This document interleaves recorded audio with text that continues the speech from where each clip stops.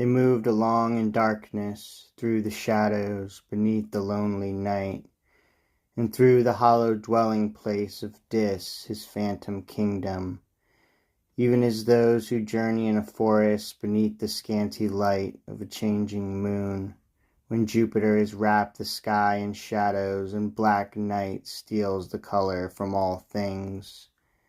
Before the entrance, at the jaws of Orcus, both grief and goading cares have set their couches. There pale diseases dwell, and sad old age, and fear and hunger, that worst counsellor, and ugly poverty, shapes terrible to see, and death and trials, death's brother sleep, and all the evil pleasures of the mind, and war whose fruits are death. And facing these, the Furies' iron chambers, in mad strife her serpent hair bound up with bloody garlands.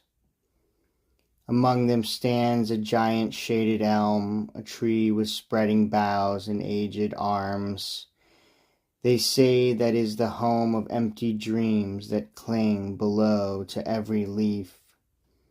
And more, so many monstrous shapes of savage beasts are stabled there, centaurs and double-bodied Scyllas, the 100-handed Briareus, the brute of Lerna, hissing horribly, Chimera armed with flames, Gorgons and Harpies, and Geryon, the shade that wears 3 bodies.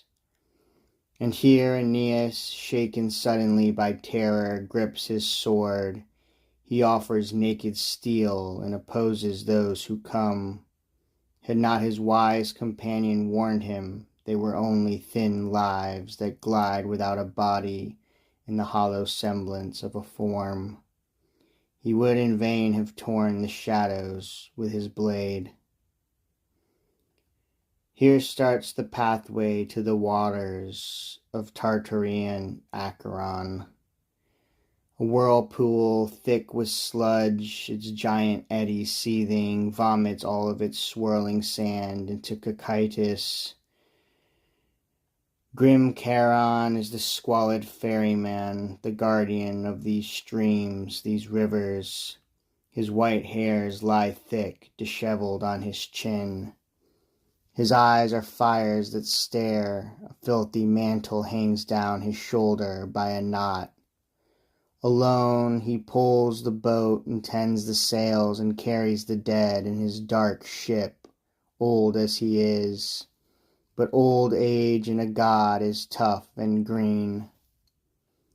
And here a multitude was rushing, swarming shoreward, with men and mothers, bodies of high-hearted heroes stripped of life, and boys and unwed girls, and young men set upon the pyre of death before their fathers' eyes. Thick as the leaves that with the early frost of autumn drop and fall within the forest, or as the birds that flock along the beaches, in flight from frenzied seas when the chill season drives them across the waves to lands of sun. They stand, each pleads to be the first to cross the stream. Their hands reach out in longing for the farther shore. But Charon, sullen boatman, now takes these souls, now those, the rest he leaves. Thrusting them back, he keeps them from the beach. That disarray dismays and moves Aeneas. O Virgin, what does all this swarming mean?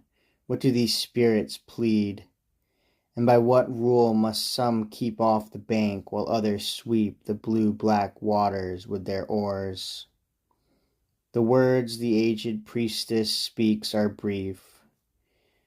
Anchises' son, certain offspring of the gods, you see the deep pools of Cocytus and the marsh of Styx, by whose divinity even the high ones are afraid to swear falsely. All these you see are helpless and unburied. That ferryman is Charon, and the waves will only carry souls that have a tomb. Before his bones have found their rest, no one may cross the horrid shores and the hoarse waters. They wander for 100 years and hover about these banks until they gain their entry, to visit once again the pools they long for.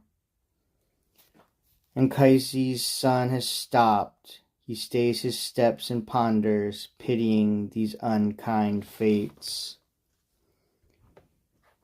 There he can see the sorrowing Leucaspis, Orontes, captain of the Lycian fleet, both dead without death's honors, for the south wind had overwhelmed them, sinking ships and sailors when they were crossing stormy seas from Troy.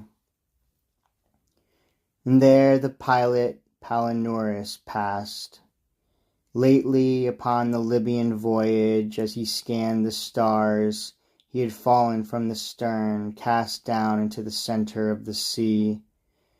And when at last in that deep shade Aeneas had recognized his grieving form, he was the first to speak. "O Palinurus, what god tore you from us, plunged you in mid-sea? O tell me, for Apollo, who had never been false before, in this one oracle deceived me. He had surely prophesied that you would be unharmed upon the waters and reach the coastline of Ausonia. Is this the way he keeps his word?" He answered, "Anchises' son, my captain, you must know, Apollo's tripod did not cheat, no god hurled me into the waves. For as it happened, the rudder that, as my appointed charge, I clutched to steer our course, was twisted off by force. I dragged it down headlong with me. I swear by those harsh seas that I was taken by no fear for myself. I was afraid your ship, without its gear, without a helmsman, might swamp in such a surge. 3 nights of winter, along vast fields of sea, across the waters, the south wind lashed me violently. Only on my 4th dawn, high on a wave crest, I saw Italy, dimly. I swam toward land slowly, and was just at the point of safety. My sea-drenched clothing heavy, my hooked hands were clinging to a jagged cliffside, when barbarians attacked me with the sword, ignorantly thinking me a prize. And now I am the breakers, beach winds toss me. I beg you, therefore, by the gentle light and winds of heaven, undefeated one, and by your father, by your growing son, Iülus, save me from these evils. Either cast earth upon my body, for you can, and seek again the port of Velia, or if there be any way, if you are given such power by your goddess mother, for I cannot think that you are now prepared to cross such mighty rivers in the marsh of Styx without the gods' protection. Give your own right hand to wretched Palinurus, and take me with you past the waters, that at least in death I find a place of rest."